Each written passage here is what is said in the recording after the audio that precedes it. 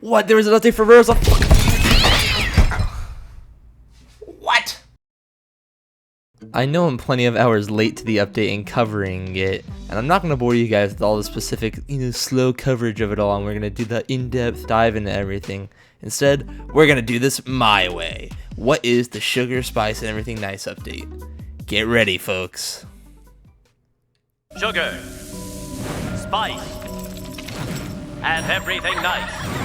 These were the ingredients chosen to create the perfect little train. But Professor Utonium accidentally added an extra ingredient to the concoction, Chemical X.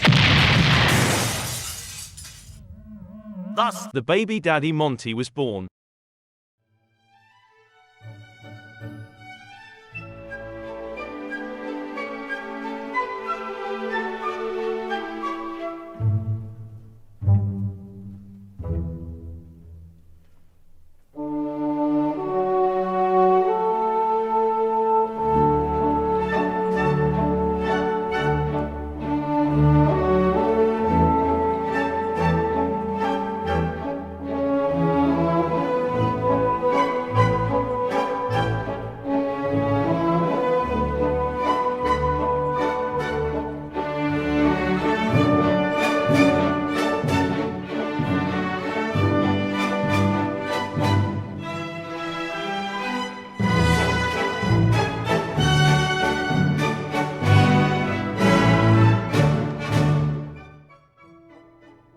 Oh man, wasn't that majestic, guys?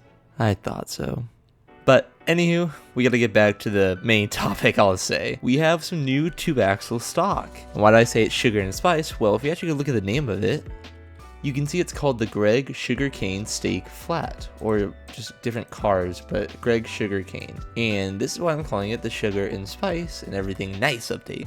It's because we have sugarcane. It's based off the company Greg Sugarcane, and I am really happy. I think these are all awesome. I think the tanker is my favorite. It's so cute. Look at the little thing. Like, oh my god, look at it. It's great. I'm actually really happy with this. Another cool thing is we have the updated UI, which I am actually a really big fan of for sure. There's no new engines, nothing like that.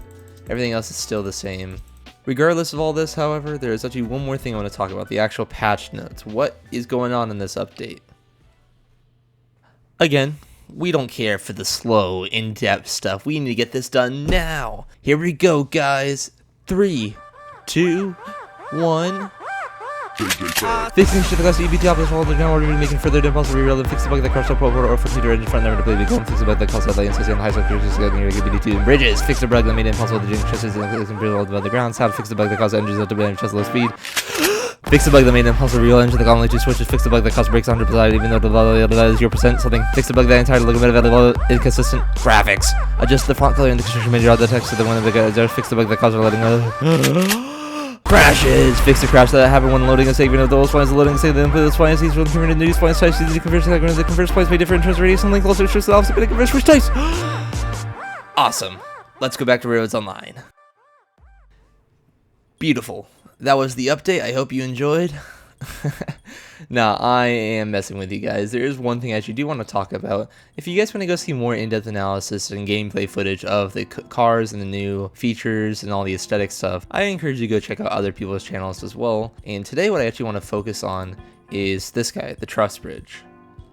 Before this beta patch, we had an issue with just simply placing the truss bridges. Apparently we couldn't place them while they were floating above ground. If I try to link it to here, you can see now I finally have the link. But before, just literally yesterday, this was not possible. It had to do with the collision model. But now we can actually do this. So if I just link, now the truss bridge is floating in the air. Congrats, yay. Another thing that you might encounter is just simply linking issues. This applies to all the splines and even switches too. I'm sure I would have a hard time linking the switch here. But if I try to get it closer, let's say I wanted to do it here, but it won't link. If I move it slightly further, I have the link. But what if I wanted to do it here? There are 2 tricks you can do when it comes to actually linking splines, and I know not too many people have talked about this, so what are they? I guess you can just do the old method of just trying to figure out, like, wait, where will link? Oh, right here, cool. Yay, done.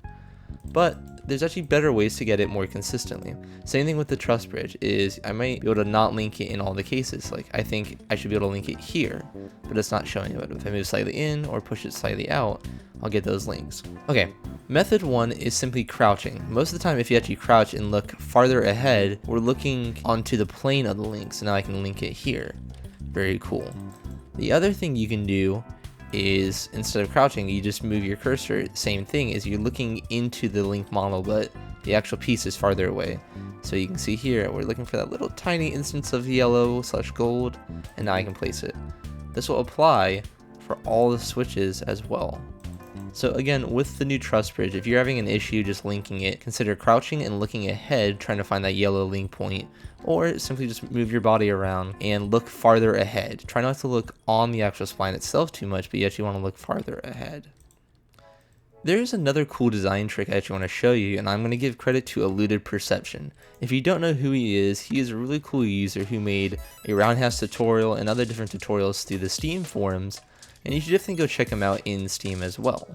The trick is like this: you place the Truss Bridge, go to the other side, place another one following it, but real quickly, now we need to place a crossover, delete that first Truss Bridge, grab a second crossover and go one in, then place a Truss Bridge facing the other way, delete the two crossovers, and now you can see we have a cool overlapping of the two trusses. If I go look at them from up top, you can see the rails almost mesh perfectly. And you can use this for some cool design tricks, but there is a disclaimer that you have to be careful running at super high speeds.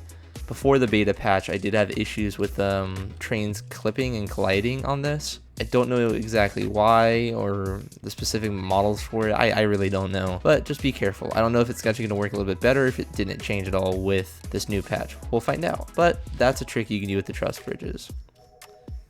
Alright guys, a rather short video today, but I hope you got a good laugh out of it. We have a new beta patch in Roads Online, and I'm actually waiting for the next main update. The developers have been messing with us, I'll say, and teasing at new stuff, more engines coming in the future, but we don't know when. So hopefully, knock on wood here, we'll actually be able to get new engines here in the future or during the next big update. Regardless, I'm actually really excited. I'm glad they fixed some of the stuff from the last patch, and I'm just ready to go forward now. Alright y'all, my name is Kist, and thank you for watching. Bye-bye.